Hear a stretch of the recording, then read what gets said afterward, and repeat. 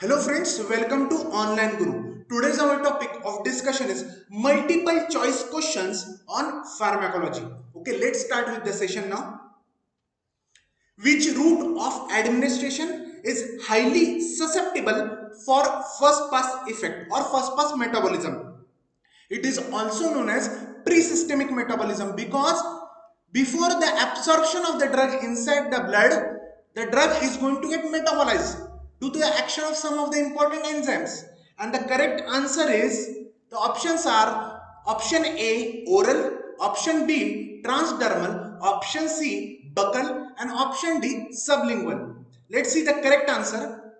The correct answer is oral. See here, when we are going to administer a drug by oral route, the drug is highly susceptible to various types of enzymes. It may be a gut wall enzymes present in the gut. It may be the luminal enzymes present in the gastric lumen. It may be intestinal enzyme present in intestine, or it may be the liver enzymes or hepatic enzymes present in the liver. Before absorption of the drug inside the blood, the drug is going to get metabolized due to this type of enzymes, that is gut wall enzymes, luminal enzymes, intestinal enzymes, and hepatic enzymes. Okay, and the drug dose is significantly reduced due to this first pass metabolism, and mostly the route of administration, that is oral drugs, are going to undergo rapid first pass effect, and the dose is been significantly reduced, and hence this transdermal route, buccal route, and sublingual route, these are the three routes of administration which are going to bypass the first pass effect. Why it is so, we are going to discuss now.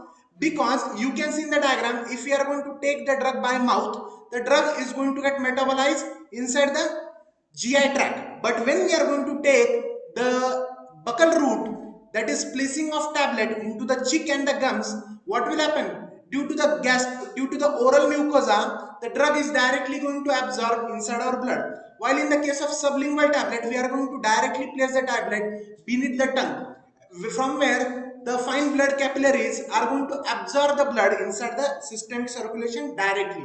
And while in the case of transdermal, the drug is going to applied in the form of ointment or cream on the particular layer of skin, from where the drug is going to directly enter into the blood. This is how the correct answer is oral route.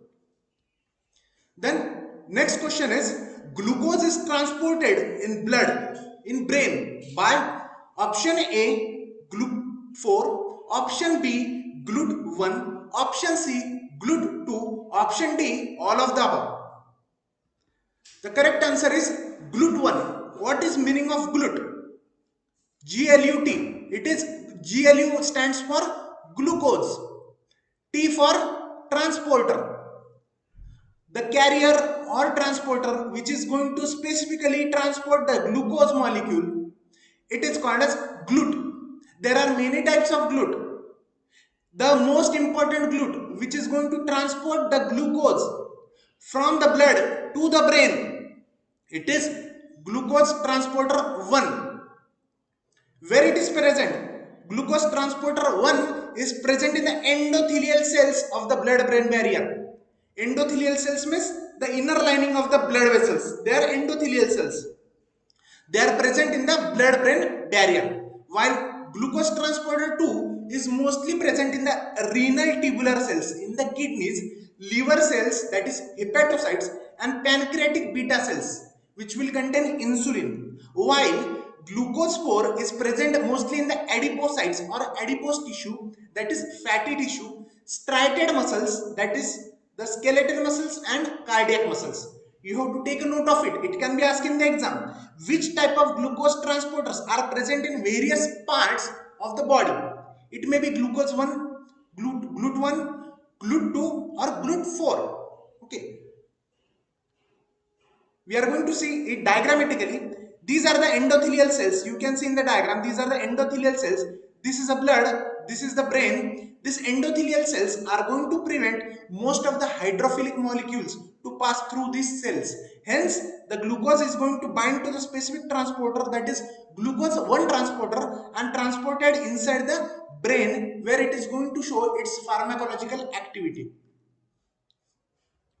The next question is dopamine, adrenaline, histamine, and serotonin are transported into vesicles in presynaptic neurons with the help of option A VMAT2, option B SGLT, option C GLUT, GLUT4, option D PGP. The correct answer is VMAT. What is VMAT? It is vesicle monoamine transporter. Vesicle monoamine transporter. What is the function? It is going to transport the monoamines. What are monoamines? The chemicals contain one amino group. They are monoamines. It may be dopamine, it may be adrenaline, it may be histamine, it may be 5-hydroxytryptamine, that is serotonin. These are all monoamines, or they are catecholamines containing amino group in there, one amino group in them. Okay, hence they are called as monoamines. When this particular vesicular monoamine transporter is going to uptake the neurotransmitters inside the vesicles of the presynaptic neuron. Okay, they are going to uptake the monoamines or monoamines inside the vesicles. Okay, while the function of SGLT, it is the sodium glucose transporter. It is going to transport some of the important molecules. It is mostly present in the intestinal mucosa of the small intestine, and PCT, that is proximal convoluted tubule of the nephron. You have to understand this, where SGLT can be located. Okay, here is the answer. It is present in intestinal mucosa and PCT of the nephrons, while glucose 4, it is widely present, okay, inside our skeletal muscles. They may be striated muscles, that is, or cardiac muscles. You can see in the diagram, this is the particular monoamine. It may be serotonin, dopamine, etc. This is the actual synaptic vesicle. This monoamine will go inside this vesicle, okay, with the help of this particular carrier or transporter called as vesicle monoamine transporter, that is VMAT2. Next question, drugs which cannot be taken with milk. Option A penicillin, option B rifampicin, option C tetracycline, or option D aspirin. The correct answer is tetracycline. See here, tetracycline is the drug. It is an antibiotic. It is having high affinity towards the calcium ions. Tetracycline is going to have high affinity towards the calcium ions. Okay, the tetracycline, when it is going to come in contact with calcium, note it, tetracycline, when it will come in contact with calcium, it is rapidly going to form a complex or chelate with the calcium. The tetracycline will form a complex, a tight complex, a chelate with the calcium ions. And as you know, milk will contain more amount of calcium in it, and hence when we are going to take tetracycline along with the milk, it will contain calcium ions and it is going to rapidly bind and form a complex with calcium ions. Once this tetracycline calcium complex is formed, what will happen? The drug is not going to get absorbed inside the stomach or GIT. It is not going to absorb into the blood, because the calcium tetracycline complex cannot be absorbed from the GIT, that is gastrointestinal tract. You can see this is a tetracycline. It is taken along with the milk. This is the milk.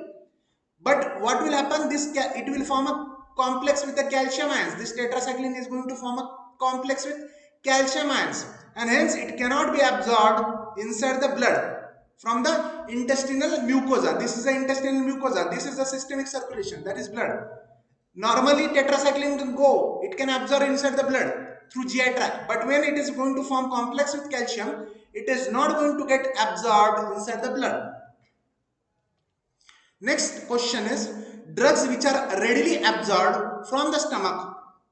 Option A salicylates, option B barbiturates, option C morphine, option D both A and B. The correct answer is both A and B. See here, when we are going to talk with respect to the salicylates and barbiturates, both are acidic drug, both are weakly acidic drug, while morphine is a weakly basic drug. Okay, then what will happen when we are going to take salicylates or barbiturates? They are weakly acidic drug, hence they are going to remain in a ionized form at a intestinal pH, that is high pH. But this weakly acidic drug, they are not going to get ionized at a gastric pH or acidic pH inside the stomach, and means this weakly acidic drugs will remain in an unionized form in acidic pH in stomach. Okay, and as you know, unionized form of drug is going to have high absorption rate as compared to ionized form of drug. This salicylates and barbiturates are weakly acidic. Inside the stomach, they are going to remain in unionized form, and hence this unionized form of the drug can be rapidly absorbed from the stomach. Okay, and morphine is a weakly basic drug, and hence it is not going to get absorbed from the stomach. The correct answer is both A and B. You can see in the diagram, this is the stomach. Okay, this is the unionized form of the drug. It may be weakly acidic drug. Through gastric mucosa, it is going to rapidly absorb inside the blood. This is the blood. It may be aspirin or salicylates or barbiturates. Okay, as it is weakly acidic, it is going to get rapidly absorbed in an unionized form through stomach. Next question. Most of the drugs are absorbed from option A, stomach, option B, duodenum, option C, ileum, option D, colon. Let's see the correct answer. The correct answer is duodenum. Duodenum is the first part of the small intestine. Small intestine starts from duodenum. Duodenum, jejunum, ileum. These are the three components of small intestine. It will start from duodenum, and among these stomach, duodenum, ileum and colon, the duodenum is going to have higher surface area. It is going to have higher surface area. When the surface area is going to increase, ultimately the absorption of the particular drug will increase, because surface area is more for absorption of drug inside the blood. Hence the correct answer is duodenum, as it is going to have larger surface area, which is very important and required for absorption of the drugs. Next question. Insulin is degraded when taken orally due to the influence of sear. Insulin is not taken by oral route because it is going to get degraded when we are going to take it orally. But who is going to degrade it? Let us see the correct answer. First of all, we are going to see the options. Option A, gastric HCl. Option B, peptidase. Option C, local bacteria, that is local flora present in our GI tract. And finally, both A and B. The correct answer is both A and B. See here, when we are going to take aspirin in the form of tablet or capsule by oral route, it is going inside our stomach, where it will come in contact with gastric HCl. This gastric HCl is going to break down the amino acid chain of the insulin. This is the amino acid chain of insulin. This gastric acid is going to break down this amino acid chain, and ultimately it is going to break down the protein, that is insulin. And next enzyme, it is peptidase. Peptidase means it is going to degrade the peptides. Peptides means, ase means enzyme. It is going to degrade the peptides. Peptides means proteins which will have a peptide bonds. See here, when this peptidase is going to come in contact with insulin, this is a chain of amino acids, it is going to cleave or lyse, that is break down the insulin into many components, and hence there is a breakdown of protein by the influence of gastric HCl as well as peptidase. You have to take a note of it.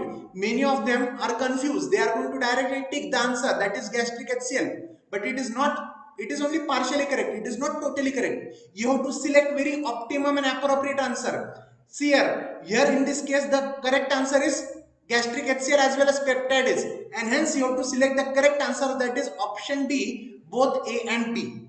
Both are going to contribute towards the degradation of insulin when we are going to take it by oral route. The next question is catecholamines are metabolized by. First of all, I am going to tell you what is catecholamines. It may be adrenaline, it may be dopamine, it may be 5-hydroxytryptamine, that is serotonin, or it may be histamine. These are all catecholamines. Okay, the catecholamines are produced, they are the neurotransmitters mostly. They are also going to get metabolized. Let us see the, first of all we are going to see the options. Option A, monoamine oxidase, that is MAO. Option B, catechol O-methyl transferase, that is COMT. Option C, cholinesterase. Option D, both A and B. Let us see the correct answer. See here, the correct answer is both A and B. Means monoamine oxidase and catechol O-methyl transferase both are going to metabolize the catecholamines. It may be adrenaline, dopamine, 5-HT, that is serotonin and histamine. What monoamine oxidase, that is MAO, is going to do, it is going to catalyze, it is going to increase the rate of reaction. Which reaction? Oxidative deamination, means addition of oxygen and removal of amino group from that particular catecholamine. If the catecholamine is present, if we remove the amino group from catecholamine, it is going to get inactivated. And also we are going to add the oxygen, that is called as oxidative deamination of the monoamines. Then what will happen? It is going to get inactivated. And catechol O-methyl transferase means it is going to transfer the methyl group, that is CH3 group, to this catecholamine. Means this COMT enzyme is going to donate the methyl group to this catecholamines. Okay, and when it is going to accept the methyl group, it is going to convert into inactivated form. Okay, this is a catechol ring. Catechol ring is this ring. You can see here. It is a catechol ring containing amines. Hence they are called as catechol and amines. Break the terms, you will get the answer. Catechol, this is a catechol ring containing 2 hydroxyl group, and there is an amino group which is attached to the this end. Hence they are called as catecholamine. This MAO enzyme and catechol O-methyl transferase enzymes are going to degrade, are going to metabolize the catecholamines. Okay, this is the correct answer. It's both A and B. Next question. In blood placental barrier, dash transporter will limit the fetal exposure of the drug. Option A, PGP. Option B, BCRP. Option C, MRP3. Option D, all of the above. The correct answer is all of the above. See here, PGP. It is a efflux transporter. It is a efflux transporter. First of all, I am going to tell you what is efflux transporter. If this is a cell, in this cell there is a presence of any drug molecule. This efflux transporter is present at the surface of the cell, on the cell surface. It is going to pump, it is going to remove out the drug molecule or any endogenous molecule which is present within the cell from the cytosol of the cell. This transporter, that is PGP, efflux transporter, is going to remove the molecule from inside to the outside of the cell. Hence they are called as efflux transporters, because they are going to conduct the efflux of the molecules present within the cytosol of the cell. PGP is a efflux transporter which is going to remove some of the important drug molecule or endogenous molecule from the cells. They are going to belong to the family of ATP binding cassets. It can be asked in your exam. Then next point is, it is BCRP. It is breast cancer resistant protein. It is also a form of efflux transporter. Then MARP3. It is multi-drug resistance associated protein 3. It is a efflux transporter. You can see here PGP is there, BCRP is there, okay, MARP is there. Both are going to pump the molecules present inside the cell to the outside the cell. Next question. dash drug is bound to plasma protein albumin with the affinity of 99%, means it is 99% protein bound drug. We are going to select the correct answer now. First of all, let us see the options. A. Alprazolam, B. Diazepam, C. Flurazepam, D. Lorazepam. All the drugs are belonging to the family of benzodiazepines. Let us see the correct answer. The correct answer is diazepam. See here, diazepam is going to have 99% of protein bound with the albumin. This is albumin. Means diazepam is going to have high affinity towards the binding sites of the on the human serum albumin. It is going to remain in a 99% bound form with the albumin, while alprazolam is going to have 70% protein bound with this albumin. Lorazepam is 90% bound with the albumin, while flurazepam is having very less binding ability with this particular albumin. Means only 10% it is protein bound. Rest 90% flurazepam is in a free state inside the blood to show pharmacological action. Okay. Next question. Which drug is highly concentrated in the adipose tissue? Option A, thiopentone. Option B, minocycline. Option C, phenoxybenzamine. Option D, all of the above. Let us see the correct answer. The correct answer is all of the above. All are lipophilic drugs. When you are going to see this, all are highly lipophilic drugs. That is lipid loving drugs having affinity towards lipids or fats or oils. They are lipophilic drug. Okay. And hence what will happen? As they are lipophilic drug, they will have affinity towards adipose tissue. That is adipocytes, cells of adipose tissue. These are, you can see in the diagram, these are the cells present in a adipose tissues. These cells are called as adipocytes, that is fat cells. Okay. As these drugs are lipophilic, they are having high affinity towards these adipocytes and they are going to get accumulated inside these cells, that is inside the adipocytes. And hence the correct answer is all of the above. Next question. Conrenone is an active metabolite of option A, spironolactone, option B, primidone, option C, cefotaxime, option D, procainamide. Let us see the correct answer. The correct answer is spironolactone. It is a potassium sparing diuretic. It is an aldosterone antagonist. Mostly it is used as a diuretic. It is a class 4 diuretic. It is a class 4 diuretic. Okay. Mostly it is used in the treatment of congestive heart failure or hypertension. Okay. We are going to see now what is the exact mechanism. Generally, spironolactone, okay, it is going to get metabolized into its active metabolite. Already spironolactone is going to show pharmacological activity. See here, spironolactone is going to have pharmacological activity, but when it is going to metabolize to its more active metabolite, means it is going to show more pharmacological activity when it is going to convert into its more active metabolite. The more active metabolite of spironolactone is the conrenone, which is going to show more or increased pharmacological activity. If spironolactone is going to show 60% of pharmacological activity, conrenone is going to show 90% of pharmacological activity. Means the efficacy or efficiency of pharmacological effect is being substantially increased due to the conversion of spironolactone into its active metabolite, that is conrenone.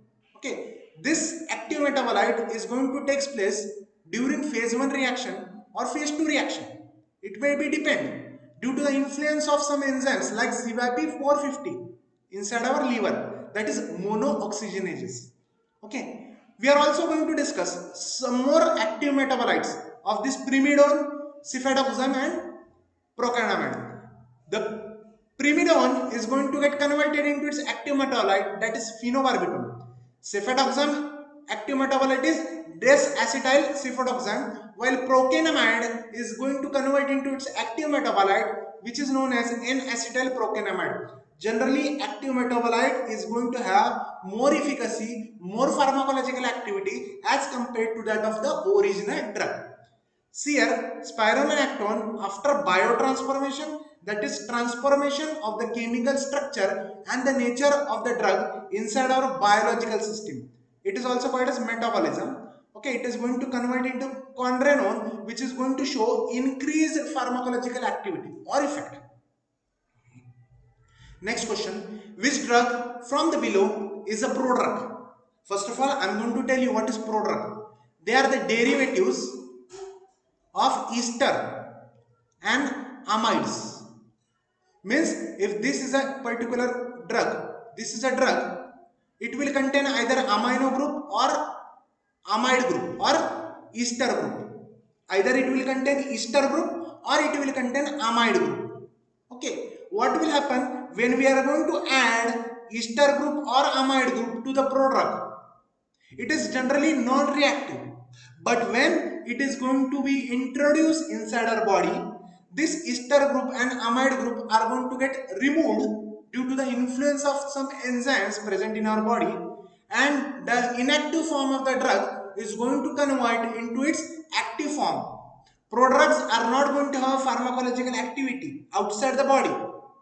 It is only going to be activated in vivo inside the body to show pharmacological effect. Let us see the correct answer. First of all, we are going to see the options.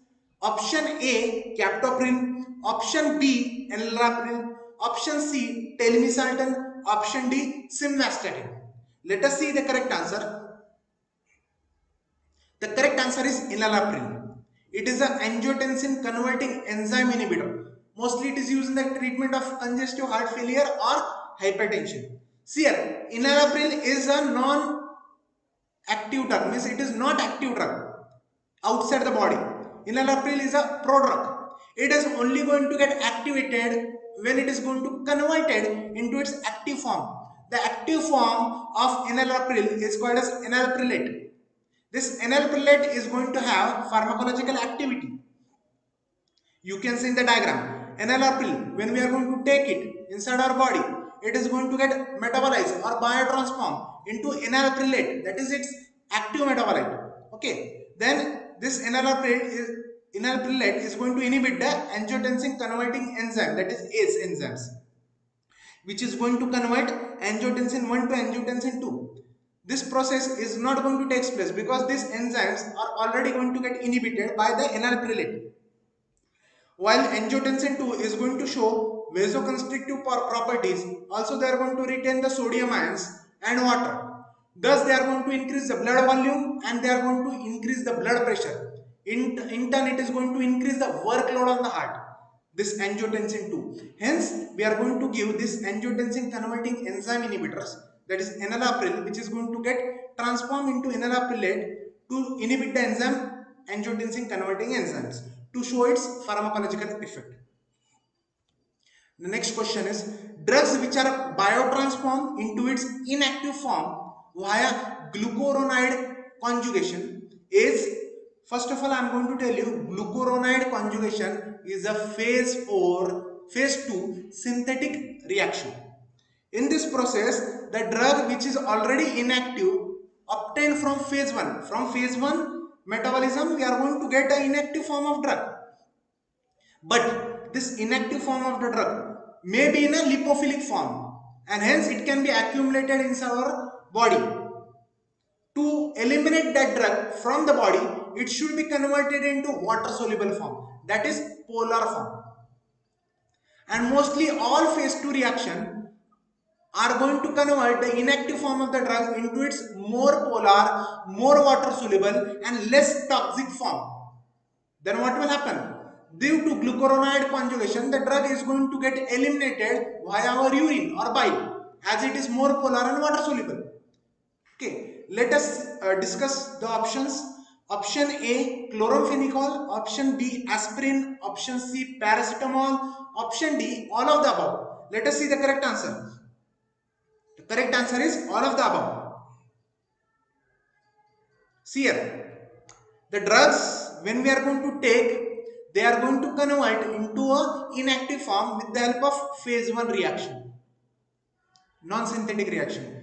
The product obtained from phase 1 reaction is going for conjugation, means it is going to bind or conjugate with glucuronic acid. The phase 1 metabolite obtained from phase 1 reaction is going to bind or conjugate with glucuronic acid. When the phase 1 metabolite is going to bind with glucuronic acid, it is going to convert into a highly polar compound, highly water soluble compound. Okay, and it is going to easily eliminated from the urine or bile, and also it is going to increase the molecular weight of the drug so that it can be excreted inside the bile. Okay, also it is excreted via urine. See here, drugs which are going to have OH group or COOH group, okay, hydroxyl group or carboxylic group, if the drug will contain in its chemical structure, that drugs only are going to conjugate with glucuronic acid. You have to take a note of it. The drugs which are going to have OH group or COOH group in their chemical structure, they are going to undergo glucuronide conjugation, means they are going to conjugate with glucuronic acid. This process is called as conjugation, and this drug is going to convert into more water soluble or highly polar compound, and which is easily excreted in the bile or urine. The next question is toxic metabolite of paracetamol, that is NAPQI. What is NAPQI? It is N-acetyl P-benzoquinone imine. It is a highly toxic metabolite obtained from phase 1 reaction of paracetamol. When we are going to take paracetamol, it is going to convert into NAPQI after phase 1 reaction. This is highly toxic. It is going to bind to which type of group, chemical group, we are going to discuss now, and how it is going to convert into its less toxic form. The options are A glycine, B sulfate, C methylation, D glutathione. Let us see the correct answer. The correct answer is glutathione. It is very famous and common answer. It is very essential, very important. It can be asked in your exam. Paracetamol is going to convert into its toxic metabolite NAPQI, N-acetyl P-benzoquinone. It is highly toxic, and to reduce its toxicity, this NAPQI is rapidly going to bind with the glutathione inside our hepatocytes. Glutathione is an antioxidant present mostly abundant in our liver cells, that is hepatocytes. This N-acetyl P-benzoquinone is a toxic metabolite of paracetamol produced after phase 1 reaction. This NAPQI is rapidly going to conjugate with glutathione inside the liver cells, that is hepatocytes, and this glutathione is going to convert it into less toxic and highly polar compound, means the toxicity is also reduced as well as the molecule is also going to become polar and water soluble, so that they can be easily eliminated from the body through urine or bile. Let us see the pathway. Paracetamol after phase 1 reaction is going to give us NAPQI, that is N-acetyl P-benzoquinone imine. After it is going to conjugate with the glutathione, and it is going to convert into this less toxic and more polar compound. But in some cases, glutathione is not sufficient. During the excess doses of paracetamol, there is high amount of NAPQI. This toxic metabolite is in a high concentration, and glutathione is not sufficient to conjugate and neutralize it to convert into less toxic form. In this case, this N-acetyl P-benzoquinone imine can damage the hepatocytes because adequate or amount of glutathione is not available. Glutathione is very insufficient. To neutralize its toxicity, we are going to add a particular antidote called as N-acetylcysteine. This N-acetylcysteine is an antidote given in paracetamol poisoning. This N-acetylcysteine is going to increase the concentration of the or synthesis of glutathione inside the hepatocytes. This is the actual mechanism, and it is known to neutralize the paracetamol poisoning. Next question, microsomal enzymes which catalyzes most of the reactions like oxidation, hydrolysis, reduction, glucuronide conjugation are options are option A monooxygenases, option B CYP450 that is cytochrome P450, then UGT epoxide hydrolysis, and option D is all of the above. Let us see the correct answer. The correct answer is all of the above. First of all, I am going to tell you what is microsomal enzymes. The enzymes which are present in the smooth endoplasmic reticulum of the cells. You can see in the diagram, this is the smooth endoplasmic reticulum. Okay, smooth ER it is called. These enzymes, microsomal enzymes, are going to be present on this smooth endoplasmic reticulum. Okay, and it is mostly present in the hepatocytes, that is liver cells, kidney cells, intestinal mucosa as well as lungs. Where these microsomal enzymes are mostly present, they are present in this liver, kidney, intestinal mucosa and lungs. Okay, and all these enzymes are going to belong to the microsomal enzymes. Monooxygenases, CYP450, UGT and epoxide hydrolysis, all of the enzymes are going to belong to the category of microsomal enzymes. Okay, hence the correct answer is all of the above. Next question is, which drug is biotransformed into its polar form by Hoffman's elimination? Take a note of it. Only Hoffman's elimination is a type of metabolism. It's a type of conjugation in which there is no addition or no removal of any chemical group. There is no addition, no removal of any chemical group from the drug or phase 1 metabolite. Just there is a rearrangement of the molecular structure or chemical structure. If, take an example, if this is a particular molecular structure of the drug, take it an example.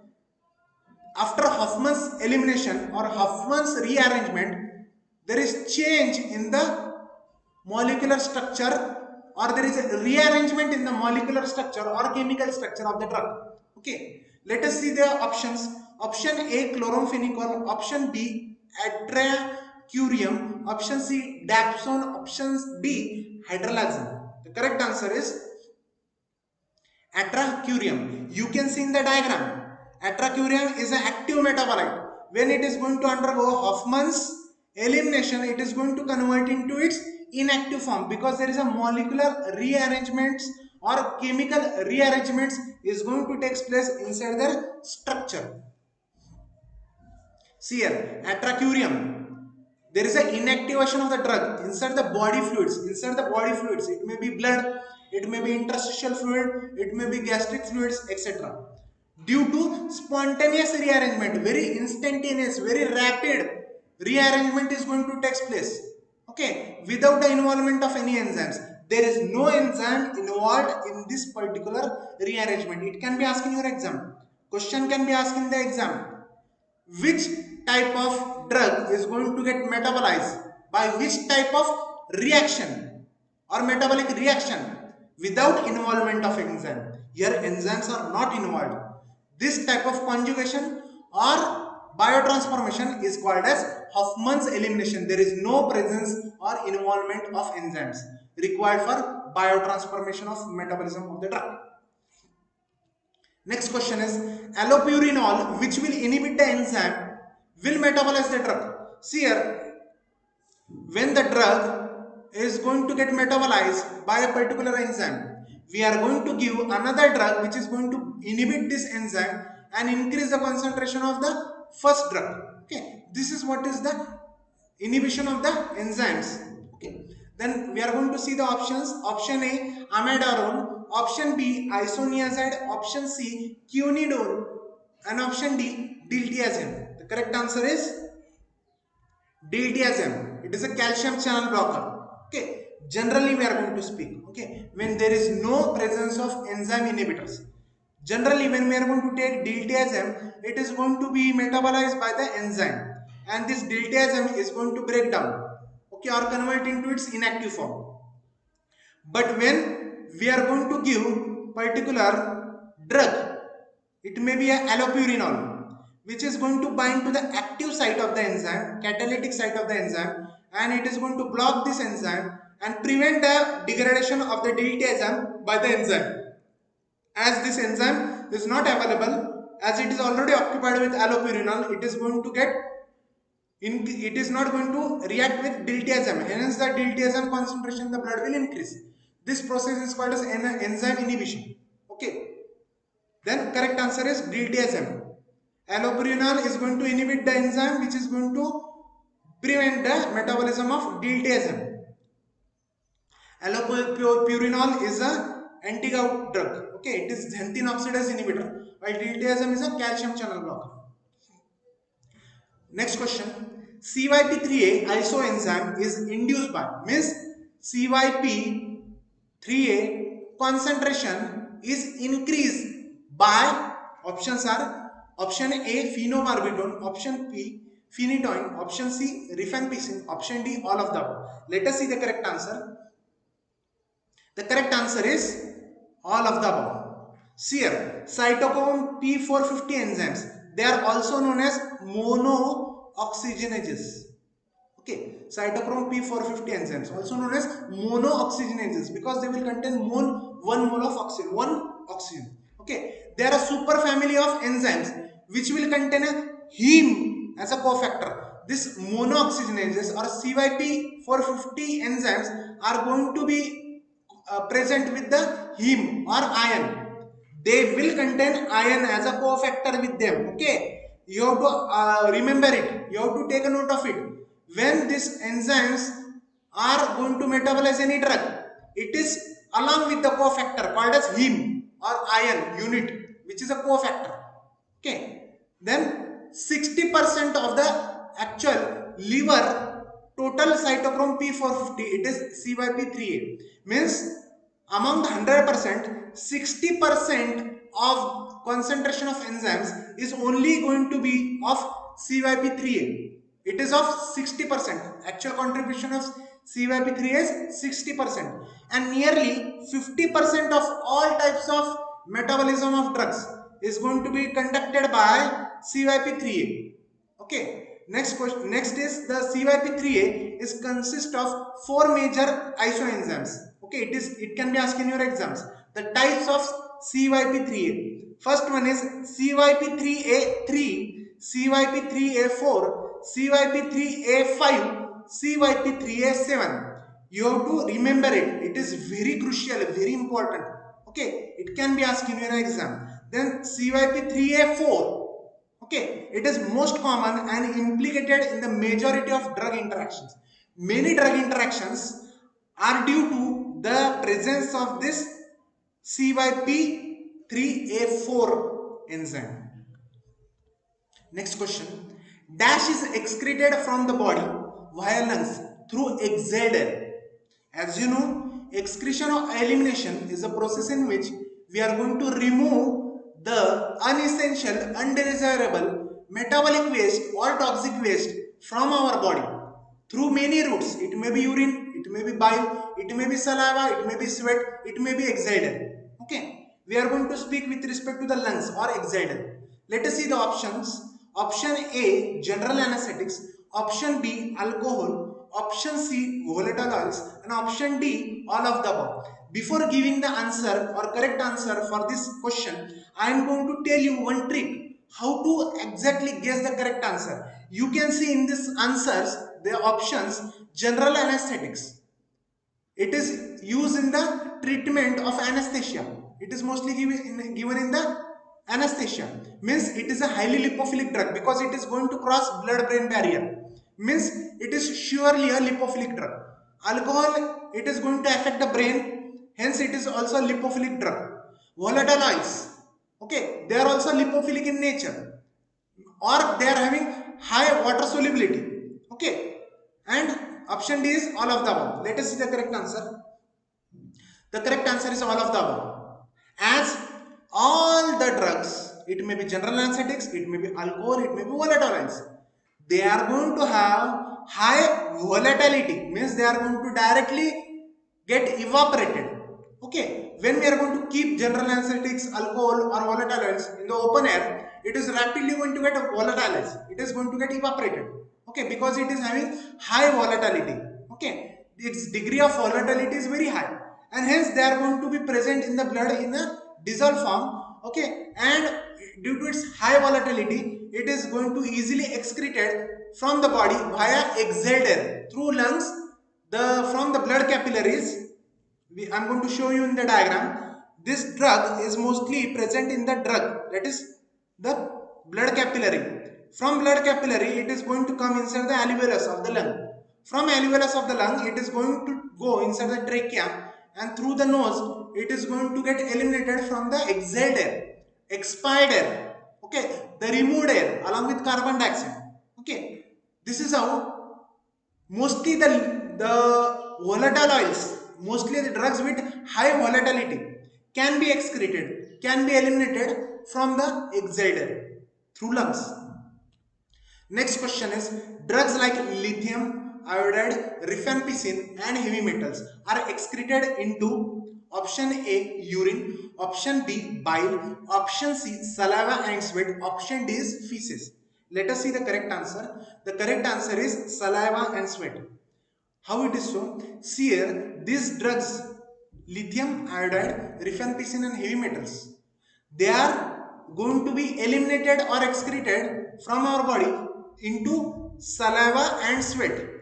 This is a salivary gland. Okay, the blood capillary is there. You can see the blood capillary is there. The drug which is dissolved in this blood capillary will enter the salivary mucosa, and it is going to get excreted or eliminated or released inside the saliva. Hence sometimes we can get, when we are going to take these drugs, we can get a bitter taste of the drug inside our saliva due to the stimulation of the taste receptors or taste buds inside our tongue.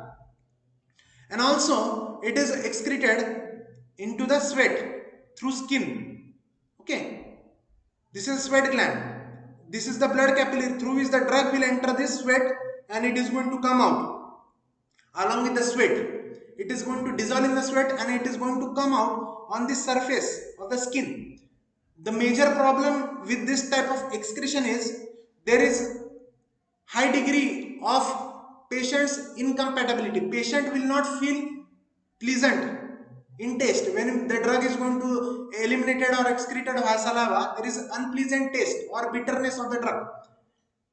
And in the case of the excretion of drug through sweat or skin, there may be chances that the drugs may be irritant in nature. It may be irritative in nature. It can cause, the patient may experience itchiness on the skin, or he may experience urticaria. Okay, that is, it may be causing redness of the skin due to the excretion of drug via sweat through the skin. Next question is, which drugs are transported through organic anion transporter, that is OATP? Options are option A penicillin, option B probenecid, option C uric acid, option D all of the above. Let us see the correct answer. The correct answer is all of the above. We are going to see diagrammatically. First of all, I am going to explain you what is OATP. OATP means organic anion or acid transporter protein. They are going to transport acids as well as anions. Anions are negatively charged ions, that is anions. And acids means OATP is a transporter. It is a carrier which is going to transport anions or acids along the cell membrane. Okay, they are also going to transport, means OATP is going to transport anions or acidic drugs. Hence we are going to see salicylates, which is a weakly acidic drug. Indomethacin, again it is acidic drug. Sulfenpyrazine, nitrofurantoin, methotrexate, glucuronides and sulfates, all are acidic drugs. They are negatively charged mostly, and hence OATP is going to transport these all types of drugs. Okay, apart from the drugs, OATP is also going to transport bile acids and bilirubin. Bilirubin is a breakdown metabolite of hemoglobin. When hemoglobin is going to break down, we are going to get bilirubin. And also it is going to transport thyroid and steroid hormones across the basolateral membrane into the hepatocytes for excretion in bile. Okay, it can be asked in your exam. It is also very important. We are going to discuss now the diagrammatically how the actual transport of the drugs is going to take place across the membrane with the help of OATP. You can see in the nephron, this is a renal tubule. This process is a tubular secretion of process. Means from the peritubular capillaries, the drug is going to get secreted into the renal tubules. You can see here, this red part is a peritubular capillaries. Peri means around. Around the tubules, the blood capillaries are going to get surrounded. These are called as peritubular capillaries in the nephrons. This is the interstitial compartment containing interstitial fluid. This is a PCT cells. These are PCT cells. And this is the final PCT tubule, proximal convoluted tubule. Why it is called proximal convoluted tubule? Because it is in a close proximity near to the Bowman's capsule or glomerulus. Then what will happen? From this peritubular capillaries, the drugs, mostly the acidic drugs, they are going to get transported inside the renal tubules with the help of these transporters. This transporter is called as organic anion or acidic transporter protein. This is going to transport or carry the drug molecules which are acidic or anions negatively charged from the peritubular capillaries inside the renal tubules of the nephron or kidney, and they are going to eliminated via urine. Next question, thiazides will be transported with the help of option A, PGP, that is P-glycoprotein, option B, OATP, that is organic acid or anion transporter protein, option C, OCT, that is organic cation transporter, or option D, ATP binding acids. The correct answer is OCT, organic cation transporter. The name itself suggests cation means positively charged ions are going to transport across the cell membrane. Okay. Example, thiazide. Thiazide is a basic drug. It is going to be transported from peritubular capillaries, that is from the blood, to the renal tubules of the PCT in the process of tubular secretion with the help of the organic cation transporter. Hence, it is going to transport organic cation or base. It is going to transport, this OCT will transport base or cations, okay, from the blood to the renal tubules. Other drugs which are transported through these OCT transporters, please note it down. The drugs which are transported through OCT transporter, amyloid, triamterene, furosemide, quinine, procainamide, choline, and cimetidine. They are also going to be transported by OCT transporters. Okay. Then we are going to see it diagrammatically. This is a peritubular capillary containing the drugs in the dissolved form. This drug molecules is going to transported via this OCT inside the renal tubules, okay, of the PCT, from where it is going to eliminated via urine. Next question, which among the below is the bulk laxative? Option A, isofgol, option B, bisacodyl, option D, castor oil, option D, all of the above. The correct answer is isofgol or isofgol. Okay, anything you can call it. Okay, bulk laxative, first of all I am going to tell you there are many types of laxative. Laxative is also called as purgative. Okay, or if it is strong, it is also called as cathartic, very strong laxative. Okay, what will happen? The correct answer is isofgol or isofgol. Why it is so? Because it is a bulk laxative. What is bulk laxative? If the bulk laxatives are the laxatives which are going to increase the water retention or water absorption inside the stools, inside the mostly hardened stools, so that they can easily become soft and easily pass and cause evacuation of bowel. Mostly in the case of constipation, there are bowels which are the parts of colon. Okay, in these bowels, due to hardening of stools, due to less water intake, okay, there is hardening of stools inside the these bowels. Then what will happen? These stools, as they are hardened due to deficiency of water, they cannot move on and they cannot be eliminated from the body. Hence, what we are going to do, we are going to add some bulk laxative which is going to increase the water retention inside this stools, hardened stools, which is going to increase or it is going to soften, it is going to increase the water retention, water absorption inside the stools, and due to the pressure of water, the hardened stools are going to become softened, and hence as they are become soft, they can easily pass. As the viscosity is reduced, the density is reduced, it can easily move on, and there is an evacuation of bowel. Mostly it is used in the treatment of constipation. Okay, this is the actual mechanism of bulk laxative. Bulk laxative is going to absorb water inside the colon or intestine, that is large intestine, and makes the stools softer and easy to pass, relieving the constipation. Then esophagus, okay, it will contain some mucilages. It will contain mucilages. Okay, mucilages are going to present, which are highly water soluble. It is having high water affinity. It is hydrophilic, means having more affinity towards water. When isophagus is going to come in contact with water, when the powder of spagula is going to come in the contact with the powder water, it is rapidly going to get absorb the water. If this is the powder of the isophagus, when it will come in the contact with water, it is going to, this molecule of the isophagus is going to absorb the water and it is going to swell. This molecule is swell, this particle is swell due to the presence of water within it.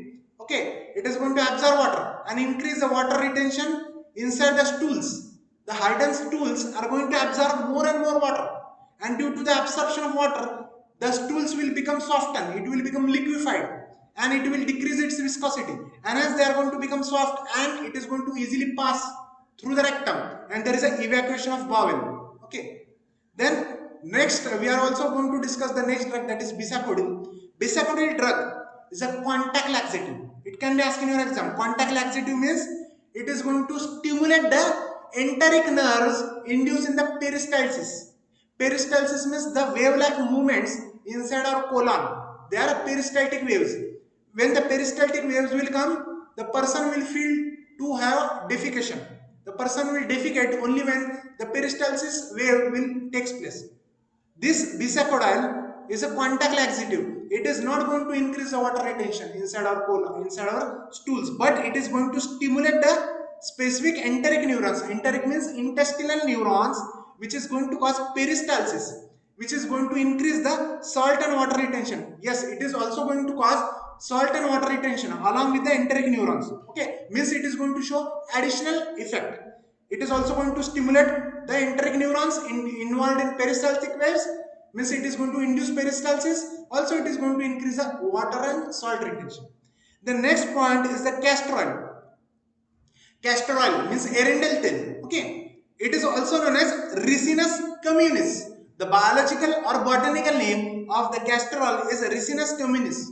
Once Ricinus communis or castor oil is going to go inside our body, it is going to metabolize and convert into its active metabolite called as ricinoleic acid or ricinoleic acid. This ricinoleic acid is going to have a irritant activity. It is a irritant. Okay, it is going to cause the irritation of the intestinal lumen or intestinal mucosa. Also, it is going to act as a stimulant laxative. It is going to stimulate. Okay, and it will act as an anionic surfactant, and it will reduce the absorption of electrolytes and stimulate peristalsis. It is also going to increase the water retention. It is going to stimulate the enteric nerves which are involved in the generation of peristalsis.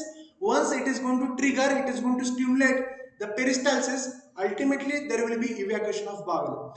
Hence, it is a stimulant laxative. Okay, because it stimulates the action of peristalsis. Okay, this is what is regarding this question. The correct answer is the spagula or isophagus, which is a bulk laxative. The last question is, aspirin is an inhibitor of dash enzyme. Aspirin is also known as acetyl salicylic acid.